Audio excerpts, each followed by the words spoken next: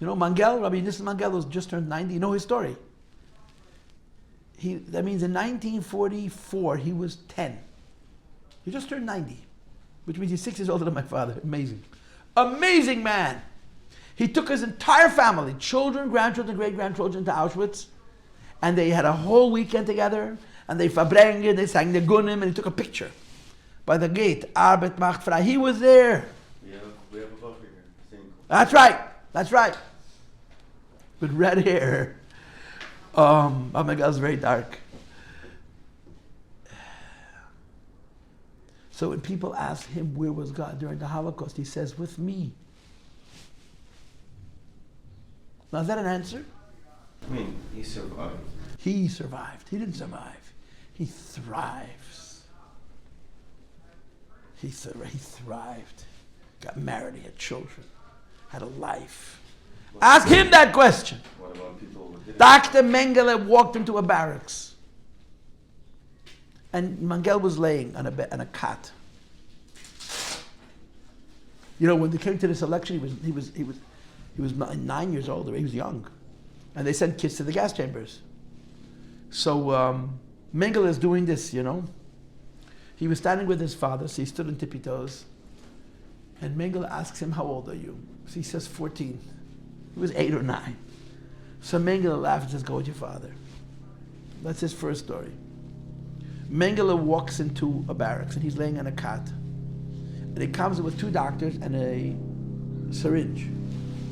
And he says, "I'm going to give this boy this needle in German. And I don't know what it's going to do. It's an experiment. It'll either kill him or it'll make him crazy or whatever it is." So Mangel says to Mengele, he didn't know that Mangel spoke German, because he thought he was from Czechoslovakia. He didn't know he spoke German. Mangel spoke German. And he says to him, experiments you do on dogs, not on people. And he runs from the bottom barracks to the top barracks. Now Mengele pulled out his gun and shot people with less impunity than you step on a cockroach. He had absolutely no sense of the value of human life at all, none. And he was so shocked by the chutzpah that instead of pulling out his revolver and shooting him, he turned around and walked out. And the story of stories at Mangel is the death march. He walked for 3 weeks sleeping. It was one of the coldest winter. In February of 1945, it was so cold in those pajamas, and that's it. The only food they had to eat was snow. And every day, a German officer would show up with coffee and give it to him. And he would drink it. That kept him alive. He has no idea who the guy was. Towards the end, the guy apologized that he no longer had sugar, he just had coffee, and he would drink it. He said to the German officer, I want to step out of the line. You stepped out of the line, they shot you. I can't go anymore. I couldn't. And the officer gave him his coat. So there's a lot of ways of looking at it. But derech hateva, the Nazis towards the end were trying to do favors to Jews, hoping that they'll get something back for it. That's a cynical way to explain it. He says, Eliyahu Navi, he said, the last day the guy disappeared. His stories are not to be believed. Not to be believed. Kept on going.